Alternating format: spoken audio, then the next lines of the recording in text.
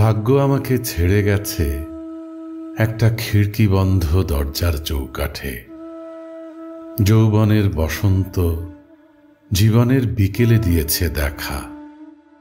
ততদিনে বিকেলের আলো আঁধারে মিশে গিয়ে পথ হারিয়ে আর ফিরে আসেনি।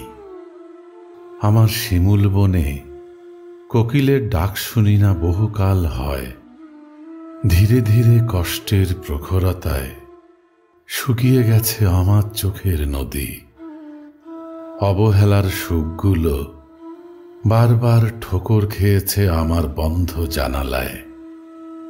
পম্পে নগরীর মতো বিচ্ছেদের আগ্নেয়গিরির আঘাতে ধ্বংস হয়ে গেছে আমার স্বপ্ন।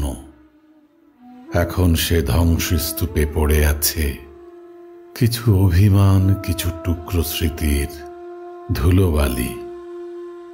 তোমার দেয়া সেই চিঠিগুলো এখনো বাঁশ কাগজের খামে যত্নে আছে। মাঝে মাঝে তোমার মনের কথাগুলো পড়ে দেখি, সেখানে শুনতে পাই তোমার আমার অনুভূতির আহত চিৎকার। তোমার রং তুলিতে আমাকে আঁকা ফ্রেমে বন্দি সেই ছবিটা আমার টেবিলে রাখা। উপহারের সেই সুন্দর কলমদানিতে এখন অনেক কলম শোভা পায়। নিয়মিত ব্যবহার করি তোমার দেয়া পোড়ামাটির অ্যাস্ট্রে, যেখানে জ্বলন্ত সিগারেটের আগুনে তোমার নামে সুখ পুড়িয়ে বিষণ্ণতার ছাইয়ে ভরাই। জীবনের ফুলগুলো সুগন্ধ হারিয়ে কাঠের ফুলদানিতে পড়ে আছে।